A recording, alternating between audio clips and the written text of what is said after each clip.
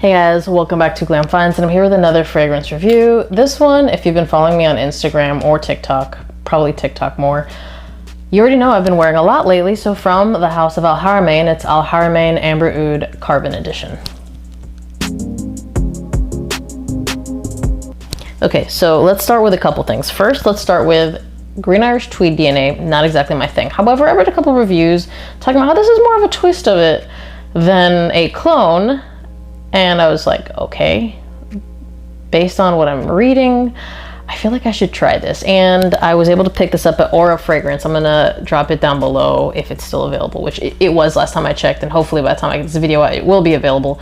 It was pretty inexpensive because this line tends to be a little bit more pricey. If you get the tester box, which I prefer the tester box because it's nice and slim, and the full presentation takes up way too much room because I do keep my boxes. Anyway, that rant is over. Let's talk about this fragrance. Okay, so yes, it's supposed to be a dupe of Green Irish Tweed. Other than the opening having a punch of that verbena, which by the way, I don't love the opening. I actually don't find this to be a dupe of Green Irish Tweed. For a couple reasons. Like, let's read the notes off this and then I'll kind of get a little bit more into it. So notes of this are lavender, bergamot, rosemary, C notes, geranium, sage, amber, vetiver, moss, and cedar. Now, those aren't the exact same notes as Green Irish Tweed. So in terms of notes, they weren't even like, they didn't even copycat the notes, which a lot of clone fragrances copycat the notes. So I really don't feel like it's a clone. Again, in the opening, you're gonna get that kind of punch, but as it dries down, this gets sweeter and like, I'd say more lavender heavy. So this stays really fresh and you're gonna get that kind of like bergamot background the entire life of the fragrance, but this kind of goes more like lavender. This has like a sweet lavender with a sage to it.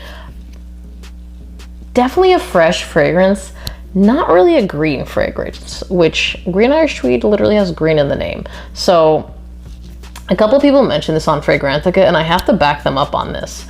This has more of a blue vibe than a green vibe. So if you're looking for a green fragrance when you buy this, you're gonna be insanely disappointed. But if you want something more like, I would say modern with kind of that verbena opening, yeah, this is it. And if you like lavender, because I get a really strong lavender from this one and I really like it, and I get like a nice sweetness from it. Like there's really nothing bitter in here other than the opening. The opening I really don't love. At the beginning, it's pretty synthetic, but after the first few minutes and once that's kind of dried down, I really like it.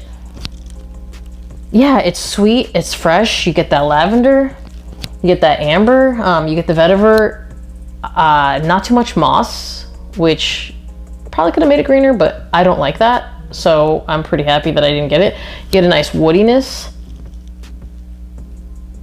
But if you like a nice, sweet, fresh lavender note, this is gonna be it. Like, it almost goes, depending on like what stage you're smelling it in, it has like a little bit of a fresh laundry vibe, but more complex. I don't like the old fresh laundry thing, but if you like kind of like a sweet, fresh fragrance that, in my opinion, like, you know, it's not too linear. And you got the amber in there and you got the woodiness to it, but again, front and center, lavender with some sage and some rosemary. And the lemon stays present the entire time of the fragrance, but definitely not in the way that it's used in Green Irish Tweed. So again, I don't think that it's really a clone. I think maybe like a twist. I would bite off on that for sure. So that's my take on the scent of this fragrance. And I will say this, I really like it. Like, I've worn it multiple days in a row, not for testing or anything, just because I really enjoy the scent profile of it. I like that freshness to it. I like that sweet lavender scent that I get from it. I like sage, like pretty much in everything I've tried sage in, well, for the most part. As long as it's combined well. Sage by itself, I have like the oil for it. And by itself, it doesn't do too much, but when it's combined properly, like this, I think it's really nicely done. And I really enjoy the scent of that note. Performance, really good longevity. you're definitely going to get 8 hours. I don't think anyone could get less than 8 hours from this. Off my skin, I didn't think it was projecting that well, but based on comments that I got on it, it tends to project really well. And most people, because of my commute, don't smell me until like, I don't know, hour and a half or more after I've sprayed this on. In fact, I think the comments were more than 2 hours after I sprayed this on. So projection is actually pretty good, but I don't think it's too aggressive because I've worn it to work a bunch of times, and when something projects too much at work, they tell me. And yeah, this one I didn't get any negative feedback on. So I would say really good projection without being too much. It's wearable to work. You don't need to spray too much. I think 3 sprays on the neck would be more than enough for work. You could do maybe 5 total if you're going to be in an outdoor setting, and that's even in the winter.